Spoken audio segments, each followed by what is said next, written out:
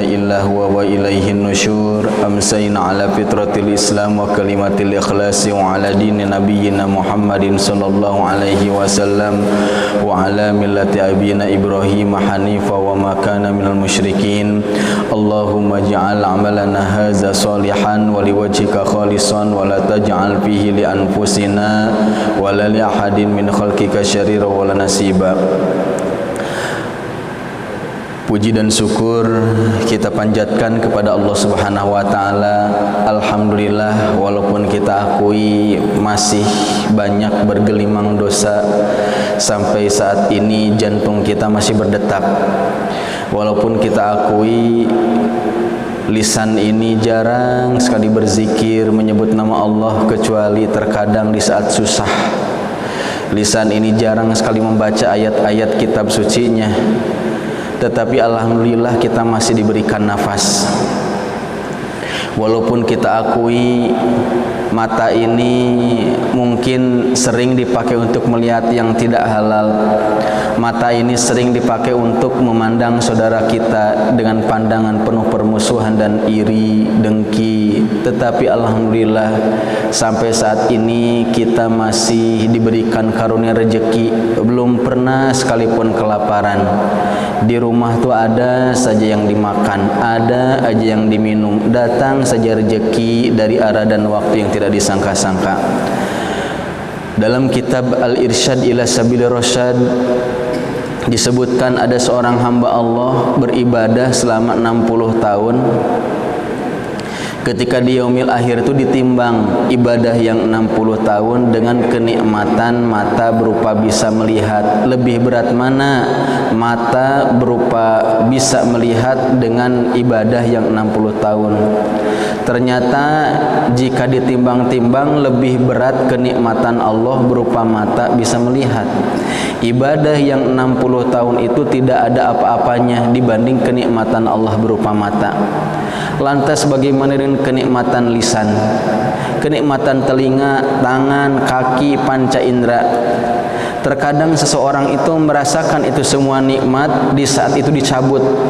Seseorang baru merasakan mata nikmat ketika kenikmatan bisa melihat dicabut. Tiba-tiba rabun, tiba-tiba buta.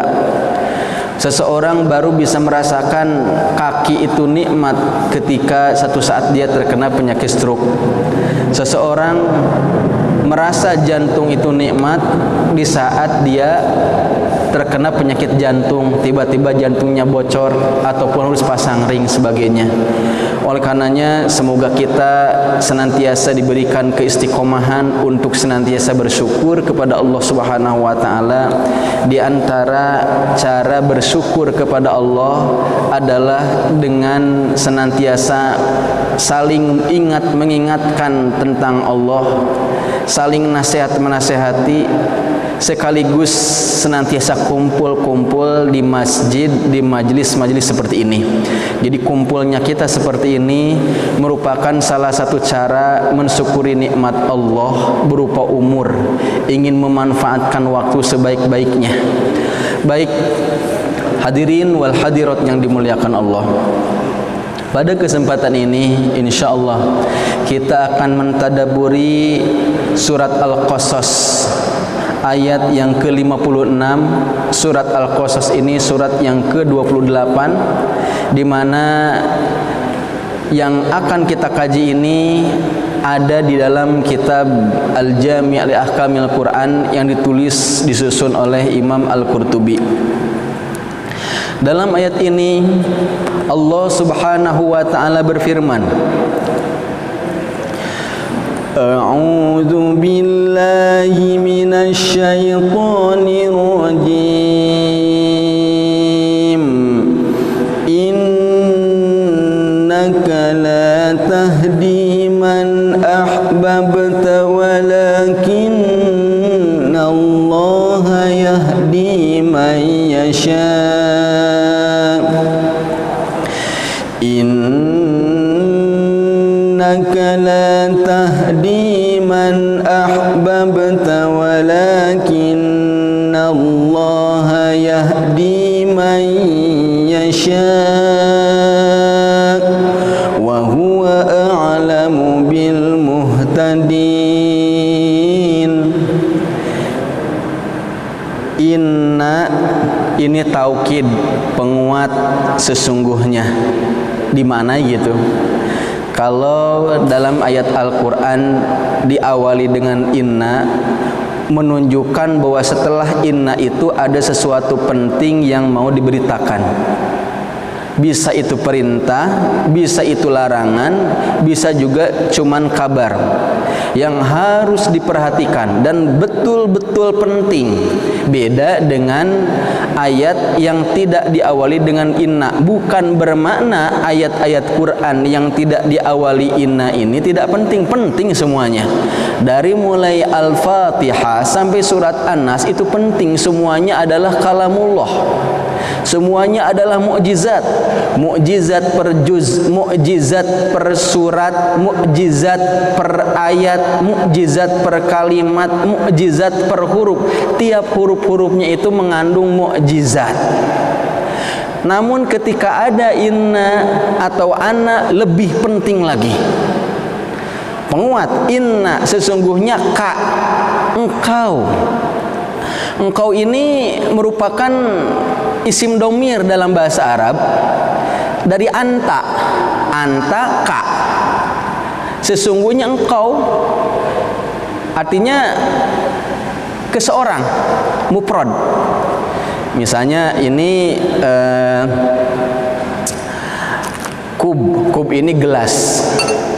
Kub gelas, kamu anta.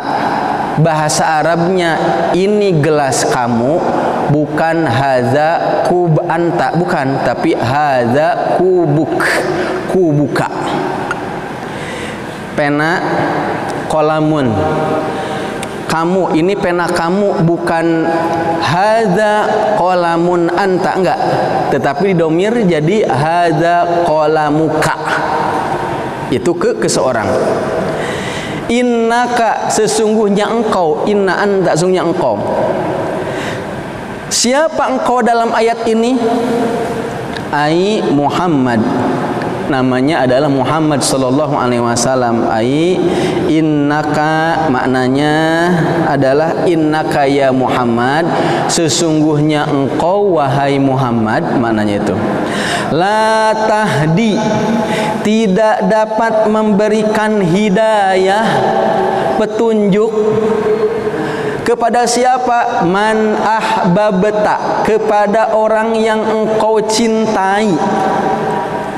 Innaka sesungguhnya engkau wahai Muhammad la tahdi man ahbabta, tidak dapat memberikan petunjuk man ahbabta kepada orang yang kau cintai.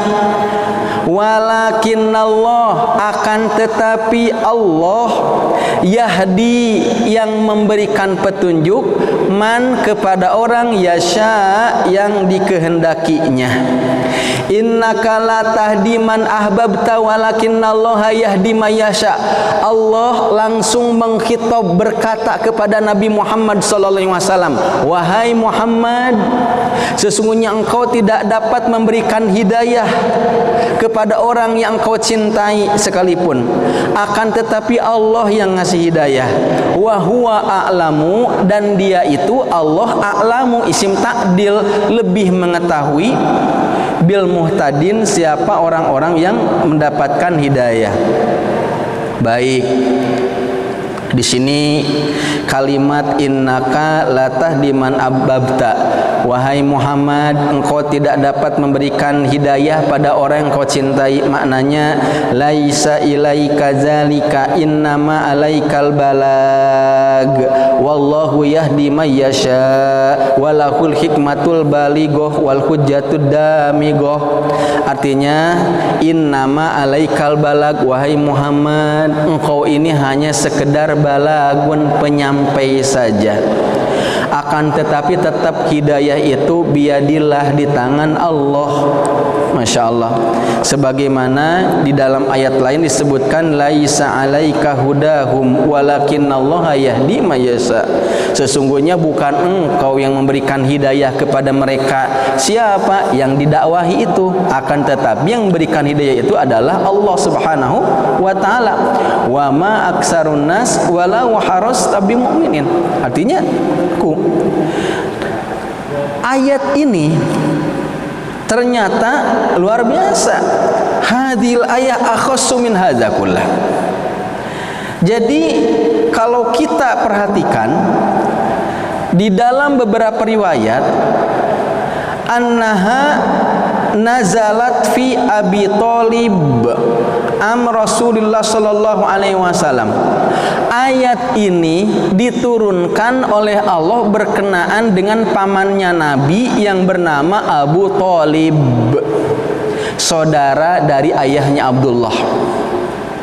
Jadi ayat ini berkenaan tentang Abu Thalib, pamannya Nabi Muhammad SAW.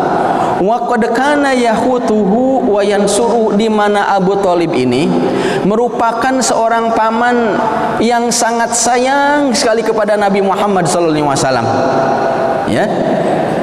Kemudian banyak memberikan pertolongan kepada Nabi Muhammad SAW. Bahkan pernikahan Nabi dengan Khadijah itu wasilahnya itu adalah Abu Thalib. Ketika Nabi kecil lahir, tidak tinggal sama ibunya, disusukan oleh Halimatu Sa'diyah di sebuah tempat yang sangat jauh di Mekah, karena pada saat itu Mekah ini menjadi tempat yang penuh kerusakan, banyak peminum khamar, banyak perzinaan, banyak penyembahan berhala. Jadi ketika Nabi lahir sampai usia 5 tahun tidak pernah melihat orang-orang yang nyembah berhala. Sampai 5 tahun Nabi tidak pernah melihat orang-orang yang meminum khamar. Sampai dia usia 5 tahun tidak pernah melihat orang-orang yang rusak akhlaknya, terjaga akhlaknya. Biasa di Arab itu kalau misalnya itu dipersusukan di tempat-tempat, menunjukkan ketika orang itu ingin menjaga anaknya dari kejelekan, jangan sampai anak itu melihat yang tidak-tidak. Televisi gitu, kalau nggak dijaga, ataupun pergaulan ataupun media, itu bisa berpengaruh. Kemudian terjadilah syakus sadar, di mana malaikat itu membelah dadanya, diberitahukan oleh anaknya Halimah kepada ibunya itu Muhammad, akhirnya karena khawatir Muhammad kecil itu diserahkan kepada ibunya pada usia 5 tahun. Tetapi 1 tahun kemudian usia 6 tahun ibunya meninggal dunia, yaitu Aminah. Akhirnya dibesarkan oleh kakeknya Abdul Muthalib. Dalam beberapa keterangan disebutkan sampai usia 12 tahun. Kakeknya pun meninggal, maka langsung diurus oleh pamannya, yaitu Abu Thalib. Siapa Abu Thalib? Ayahnya Ali. Ayahnya Ali bin Abi Thalib. Ali gitu kan. Nah, sampai dia dewasa, diajarin berdagang, diajarin berbisnis, diajarin menggembala. Ketika dewasa itu pernikahan Abu Thalib yang ngurus, sampai dia usia 40 tahun mendapat wahyu, tetap berhubungan baik sama Abu Thalib. Jadi sangat besar jasanya. Wa yaqumu fi wa yuhibbu hubban tabi'an la syar'iyan, dan Abu Thalib ini mencintai Nabi Muhammad SAW itu kecintaan yang bersifat tabiat, ya tabiat saudara gitu kan. Karena Abdullah itu adalah anak yang baik, maka ketika dia wafat sangat cinta kepada anaknya yaitu Muhammad gitu. Falamma hadaratul wafat wahana ajaluhu da'ahu Rasulullah sallallahu alaihi wasallam ilal iman. Artinya apa? Ketika Abu Thalib dalam kondisi sakaratul maut, hadaratul wafat, menjelang meninggal dunia, wahana ajalu, dan hampir datang ajalnya, da'ahu Rasulullah sallallahu alaihi wasallam ilal iman. Maka Rasulullah sallallahu alaihi wasallam itu mengajak Abu Thalib untuk beriman, untuk masuk Islam. Apakah Nabi Muhammad itu ngajak Abu Thalib pamannya masuk Islam itu ketika akhir ayat saja? Enggak. Ketika Rasulullah SAW pertama dapat wahyu, ya, pada usia 40 tahun dakwah kepada istrinya, kemudian pada kerabat-kerabatnya, termasuk juga pada Abu Thalib. Cuman Abu Thalib itu tidak mau masuk Islam. Tapi tetap, walaupun Abu Thalib itu tidak mau masuk Islam, Abu Thalib tetap memberikan penjagaan, perlindungan, dan pertolongan. Ketika Abu Thalib masih ada, tidak ada satupun orang kafir yang berani menyakiti Nabi Muhammad SAW secara fisik. Kalaupun misalnya ada sesuatu hal yang mau disampaikan, biasanya lewat Abu Thalib. Seperti kalau kita kaji Bapak Ibu sekalian, sababun nuzul surat dari Al-Kafirun itu. Jadi ingin mendatangi Rasulullah, cuman masih ada Abu Thalib, nggak bisa. Orang-orang kufar datang kepada Abu Thalib. Wahai Abu Thalib, sampaikan kepada anak saudaramu itu Muhammad, jika dia ingin harta, akan kami jadikan Muhammad itu orang paling kaya di Arab. Jika Muhammad itu pengen wanita, akan kami berikan Muhammad itu wanita paling cantik di Arab. Jika Muhammad itu ingin jabatan, akan kami jadikan Muhammad itu sebagai raja. Tetapi syaratnya satu, la yu'ayyibu alihatana. Janganlah Muhammad itu menjelek-jelekan Tuhan kami. Jangan pula kami itu diajak-ajak nyembah Tuhan dia, gitu. Disampaikanlah kepada Muhammad Abu Thalib itu. Maka apa jawaban Rasulullah SAW? Demi Allah wahai pamanku, seandainya mereka itu meletakkan matahari di tangan kananku, ya, kemudian bulan di tangan kiriku, tidak akan aku tinggalkan ini dakwah sampai aku wafat atau agama ini dimenangkan. Maka Abu Thalib pun menyampaikan lagi pada orang kufar yang memberikan tawaran harta, jabatan, kemudian wanita itu. Mereka musyawarah lagi, hanya datang lagi, Abu Thalib, sampaikan kepada anak saudaramu begini aja, kita buat kesepakatan, satu hari kami nyembah Tuhan Muhammad, tapi besoknya Muhammad nyembah Tuhan kami, besoknya kami nyembah Tuhan Muhammad, besoknya lagi Muhammad nyembah Tuhan kami, sehari-sehari saja. Maka Abu Thalib pun menyampaikan lagi kepada Rasulullah SAW. Rasulullah SAW tidak menjawab, tapi langsung turun surat Al-Kafirun. Qul ya ayyuhal kafirun la a'budu ma ta'budun wa la antum a'biduna ma a'bud. Qul, katakanlah ya ayyuhal kafirun, hai orang-orang kufar, la a'budu ma ta'budun, aku tidak menyembah apa-apa yang kalian sembah, wa la antum a'biduna ma a'bud, dan kalian pun enggak usah repot-repot nyembah Tuhan yang aku sembah. Kalau enggak mau ya enggak apa-apa. Akhir ayatnya lakum dinukum waliyadin, bagimu agamamu, bagiku agamaku. Tugasnya hanya al-balag. Nabi cuman menyampaikan saja, tidak ada paksaan. Itu peran Abu Thalib. Nah, walaupun Abu Thalib itu menjaga Nabi, tapi tetap dia tidak masuk Islam. Nah, ketika menjelang wafat, Nabi Muhammad SAW ada di sampingnya, mengajak pamannya yang belum masuk Islam untuk masuk Islam. Kenapa sebabnya? Hubban syadidan, Nabi sangat cinta kepada sang paman. Wah, ini Nabi dakwah kepada kerabat, dakwah pada keluarga yang terdekat. Yang masuk Islam tuh orang-orang jauh, Salman Al-Farsi gitu kan ya, kemudian Abu Dzar Al-Ghifari gitu, yang jauh-jauh. Tapi kerabat, di antaranya paman, kok nggak masuk Islam? Nunjukkan ini satu fitrah, Bapak Ibu sekalian. Dalam dakwah itu terkadang di antara penentang dakwah itu anggota keluarga, dan ternyata dalam satu kondisi dakwah di keluarga kadang lebih susah. Dan ikut atau tidaknya keluarga jadi patokan, karena kalau misalnya jadi patokan berarti Nabi Nuh alaihissalam gagal dakwahnya. Nabi Nuh itu seorang nabi yang namanya diabadikan dalam Al-Quran, termasuk nabi yang wajib diketahui, dikaji juga. Itu dakwah selama 950 tahun. 950 tahun dakwah, lailan wa naharo, dakwah siang dan malam, tetapi istrinya sendiri menolak dakwah. Sampai wafat istrinya dalam kondisi kufar. Anak laki-lakinya yang bernama Kan'an menolak dakwah. Bukan berarti Nabi Nuh itu tidak berdakwah kepada keluarganya, dakwah. Nabi Lut alaihissalam, nabi yang diutus di satu masa merebaknya sodomi atau homo sama lesbi gitu, pernikahan laki-laki sama laki-laki, perempuan sama perempuan, tapi menolak dakwah juga. Nah, nabi juga. Dan kalau kita perhatikan ya, Abu Jahal itu orang yang paling keras memusuhi Nabi, itu adalah pamannya Nabi juga, itu Abu Jahal itu paman Nabi, orang-orang terdekat. Abu Lahab ya, paman Nabi juga.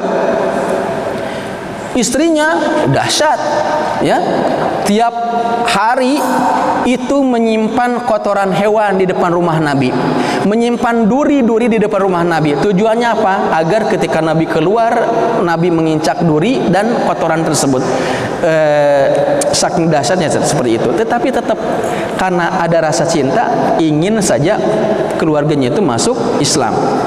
Maka waduhul ilal Islam fasa bakal qadar, akan tetapi qadar mendahuluinya, ketentuan Allah mendahuluinya. Kemudian waktu tipa dihi fastamar ala makan alim minal kufar. Abu Thalib lebih memilih berada dalam kondisi kekufuran. Jadi di sini walillahil hikmatu tamah, hanya Allah yang tahu hikmah ini, ya. Kemudian qala Zuhri, berkata Imam Az-Zuhri, ya, hadasani Sa'id bin al-Musayyib an abihi wa huwal Musayyib ibni Hisnil al-Makhzumi, berkata kepadaku Sa'id bin Musayyib dari ayahnya yaitu Musayyib bin Hisn al-Makhzumi radhiyallahu anhu, qala lamma hadarat Aba Thalib al-wafat ja'ahu Rasulullah SAW fawajadahu indahu Aba Jahl bin Hisham.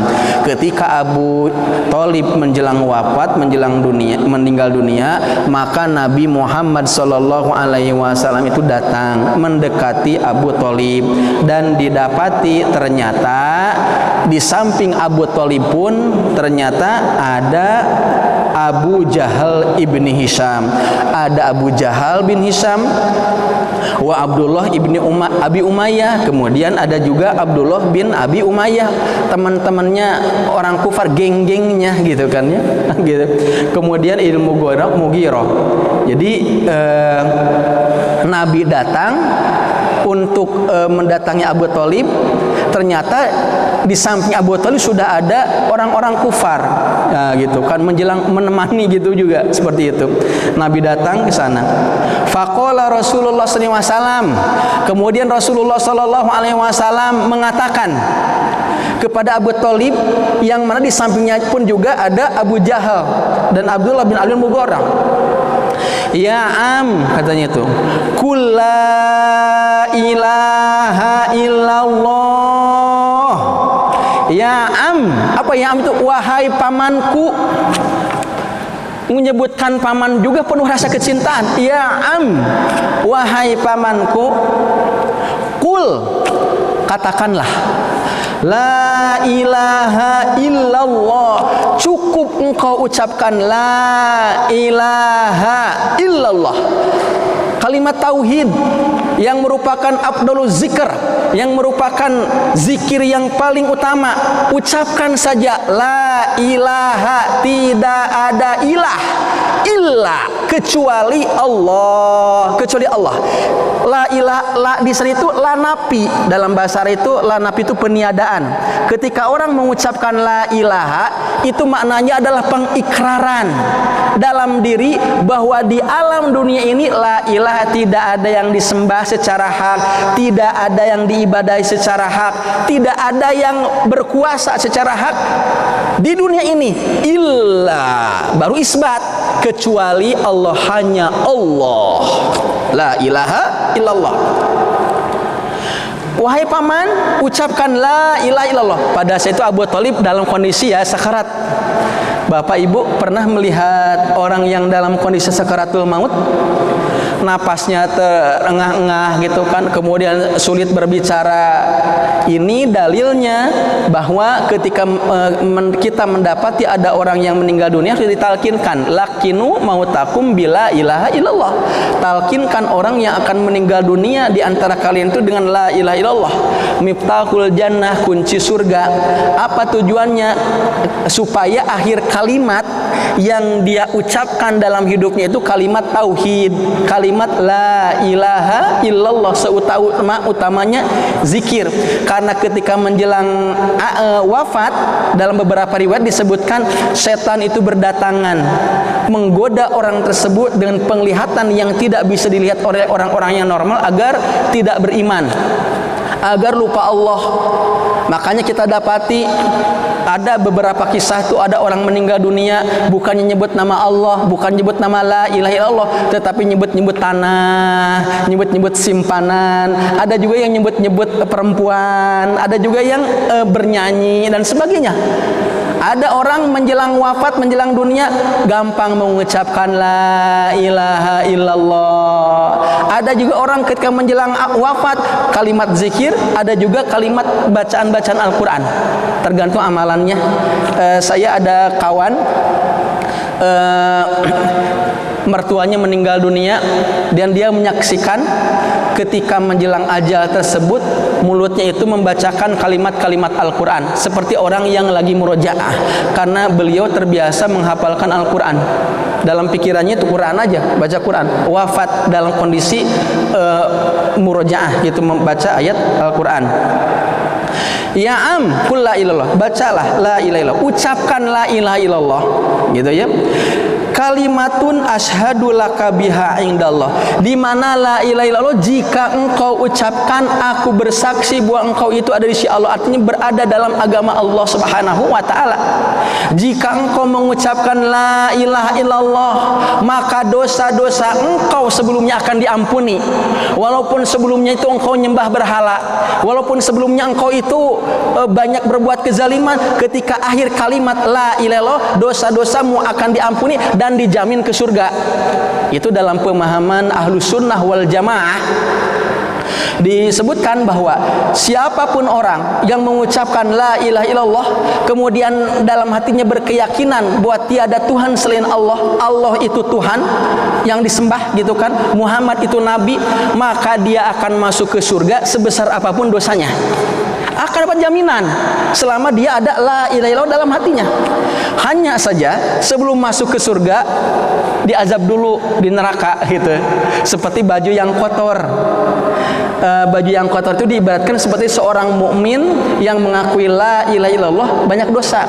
Lemari itu ibaratkan surganya, ibarat ini ya. Ketika baju kotor mau dimasukkan ke lemari kan direndam dulu, kemudian direndam itu digosok-gosok dulu, kemudian dibilas, kemudian dijemur, udah dijemur kemudian setrika, gitu kan, udah harum baru masuk lemari. Itulah orang mukmin yang banyak berbuat dosa tetapi dia mengakui la ilaha illallah. Maka direndam dulu di neraka, dibilas-bilas dulu di neraka, kemudian dijemur dulu di neraka, kemudian setelah dijemur disetrika dulu di neraka, udah habis baru ke surga, gitu. Tapi kita, ya Allah, mudah-mudahan kita enggak seperti itu. Kalaulah kita pengennya langsung aja lah, tidak transit dulu ya ke neraka. Hisaban yasiro, kalaupun dihisab hisab yang ringan. Ketika Nabi mengatakan kepada Abu Thalib ucapkan la ilaha illallah, maka Abu Jahal panas langsung mempengaruhi Abu Thalib tersebut. Qala Abu Jahlin wa Abdullah ibni Abi Umayyah, berkata Abu Jahal dan Abdullah bin Abi Umayyah, ya Abu Thalib, katanya, atargobu an millati Abdul Muthalib, wahai Abu Thalib, apakah engkau emang membenci agama leluhurmu, katanya itu. Falam yazar Rasulullah SAW ya'riduh alaih. Ketika Abu Thalib ngomong begitu, Nabi pun langsung ngomong lagi, ya qul la ilaha illallah, wahai paman ucapkan la ilaha, jangan dengarkan Abu Jahal. Abu Jahal ngomong lagi, emang engkau membenci agama leluhur, gitu kan. Seperti itu terus diulang-ulang. Wa yudain bitil kal maqala hatta qala akhiru maqala huwa ala millati Abdul Thalib wa aba an yaqul la ilaha illallah. Kemudian akhirnya Abu Thalib itu tidak mengucapkan la ilaha illallah. Nabi pun menangis terseduh-seduh. Abu Thalib wafat dalam kondisi tidak mengucapkan la ilaha illallah. Seperti seseorang yang mu'alaf masuk Islam, anaknya pasti dalam hatinya pengen mengislamkan ibunya atau bapaknya, karena sayang ketika menjelang wafat pengen ayah ibunya itu masuk Islam. Nah, kondisi seperti itu sangat sayang. Nah, akhirnya Nabi dia tuh berazam, la astaghfirunna laka malam aku berazam akan berdoa kepada Allah agar dosa-dosa Abu Thalib itu diampuni. Maka turunlah firman Allah, maka nalin nabiyyi walladzina amanu an yastaghfiru lil musyrikina walau kanu ulil qurba. Tidak layak bagi seorang nabi, tidak layak juga bagi orang-orang beriman untuk memintakan ampun kepada orang-orang musyrik walaupun mereka itu adalah kerabat-kerabat terdekat. Maka Nabi pun nangis lagi terseduh-seduh. Ya, langsung turun ayat ini, Pak. Surat Al-Qasas ayat berapa? 28. Langsung saat itu, innaka la tahdi man ahbabta walakinna Allah yahdi man yasha wa huwa a'lamu bil muhtadin. Innaka, sesungguhnya engkau Muhammad, la tahdi man ahbabna, tidak dapat memberikan hidayah pada orang yang kau cintai. Jangankan orang jauh, orang dekat pun. Jadi kalau misalnya ada orang tersentuh masuk Islam, Allah yang memberikan hidayahnya. Nabi innama alaikal bal, hanya menyampaikan, tugasnya menyampaikan saja.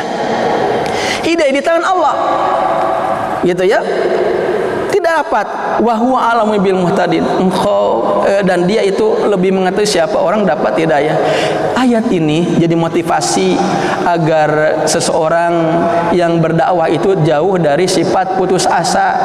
Seorang suami misalnya itu mendakwai istrinya, ternyata istrinya itu tidak insaf, tidak sadar-sadar, tugasnya hanya menyampaikan saja. Seorang suami dakwah ke istrinya, istri dakwah ke suaminya, hanya menyampaikan saja. Hidayah di tangan Allah Subhanahu wa taala. Tidak ada istilah memaksa dalam agama. La ikroha fiddin, tidak ada paksaan dalam agama. Cukup menyampaikan saja. Mau ngikut atau enggak masalah. Dulu orang-orang dakwah itu di masa awal-awal mendakwai orang-orang nyembah berhala, nyembah Allah. Nah sekarang konsep dakwahnya itu memperbaiki keislaman orang-orang yang sudah berislam. Oh ya Islam, cuman mungkin akhlaknya masih belum baik. Islam tapi masih belum sholat. Islam sih ngakunya tapi masih belum menutup aurat. Jadi dakwah juga, karena dakwah itu maknanya adalah mengajak orang kepada Allah, mengajak orang untuk melaksanakan perintah Allah, ya, menjauhi larangan-larangan Allah Subhanahu wa taala. Selanjutnya hanya mendoakan saja, doakan saja orang-orang yang didakwahi tersebut. Dan dalam ayat ini memberikan ajaran kepada kita tentang urgensi dari la ilaha illallah. Oleh karenanya salah satu amalan yang penting yang harus kita dawamkan itu adalah memperbanyak kalimat la ilaha illallah dalam hidup kita, dalam kesehari-harian kita, la ilaha illallah. Makanya disebutkan la ilaha illallah ini adalah seutama-utamanya zikir. Jadi kalimat tasbih jalan, ya subhanallah. Mengucapkan alhamdulillah jalan, hamdalah. Mengucapkan takbir jalan, mengucapkan hauqalah jalan, mengucapkan tahlil lebih banyak lagi, la ilaha illallah. Dengan harapan kita pengen dapat syafaat agar akhir kalimat yang kita ucapkan dalam hidup ini adalah kalimat tauhid, la ilaha illallah. Kalimat la ilaha illallah bisa dibaca setelah selesai sholat, bisa juga di luar sholat, bisa juga di jalan, bisa juga dalam kondisi sendiri, bisa juga dalam kondisi banyak orang, bisa juga dengan lisan, bisa juga cukup dengan qalbu, dalam hati menyebutkan la ilaha illallah. Apakah boleh kita itu mengucapkan la ilaha illallah tapi berbilang? Misalnya kita mendawamkan kalimat tahlil itu misalnya sekian kali, 33 kali, 100 kali, bahkan lebih dari 100 kali. Oh boleh, lebih banyak lebih bagus, karena ya ayyuhalladzina amanu dzkurullaha dzikron katsira. Hai orang-orang yang beriman, zikirlah kepada Allah, sebutlah nama Allah zikron katsira, dengan sebanyak-banyak itu. Para ulama menyebutkan ghair mahdud, tidak ada batasannya itu. Seperti itu. Maaf, azan berapa menit lagi ya? 3 menit lagi. Jadi mungkin itu yang bisa saya sampaikan. Mungkin jika ada yang mau ditanyakan dulu, saya persilakan dari satu ayat yang kita tadabburi ini. Jika tidak ada, saya rasa udah paham semua gitu ya. Siap-siap sholat isya ya. Nggak ada ya. Baik, barakallahu li wa lakum. Mohon maaf bila ada kesalahan. Wa bihamdika asyhadu an la ilaha illa anta astaghfiruka wa atubu ilaik. Wassalamualaikum warahmatullahi wabarakatuh.